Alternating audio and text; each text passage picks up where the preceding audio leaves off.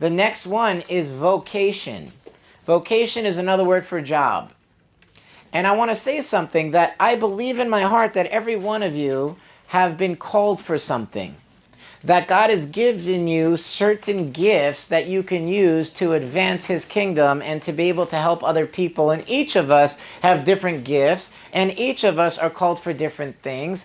And I think when you're trying to say, what am I called for?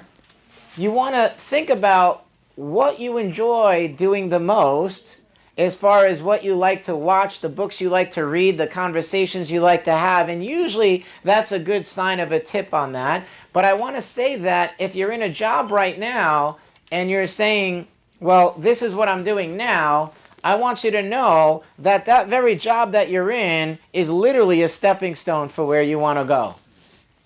And sometimes we always think the grass is greener on the other side.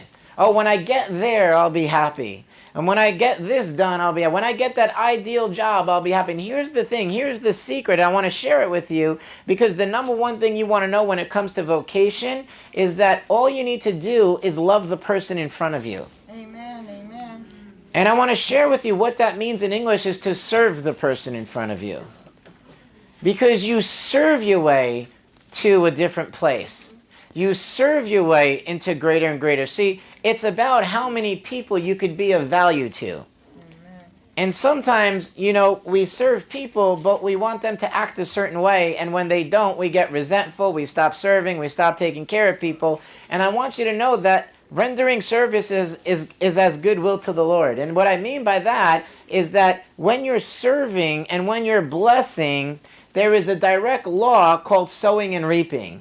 That you reap that which you sow, right? Isn't that right? So if I'm sowing love, if I'm sowing service, if I'm blessing others, what's going to come back on me?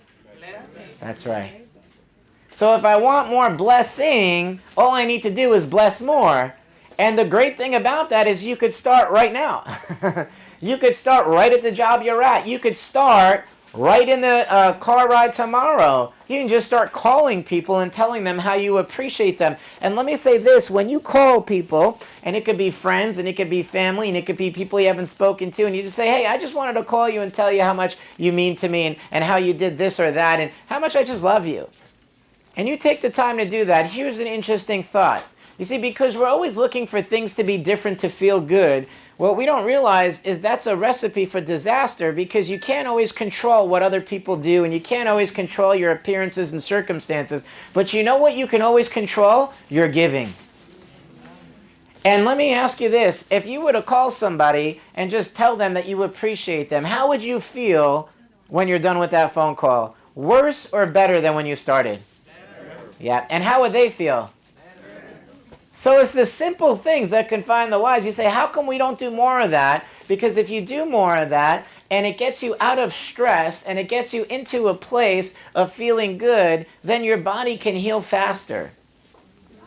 So you see how everything ties to everything, but what I want you to know is that as you sow blessing, you receive blessing.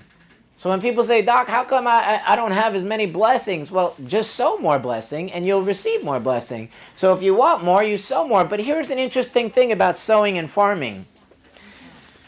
There's a concept called continual sowing. No matter what season it is you sow, because no matter what season you're in, you know that if you sow, there'll be a harvest. So sowing is not something you start and stop.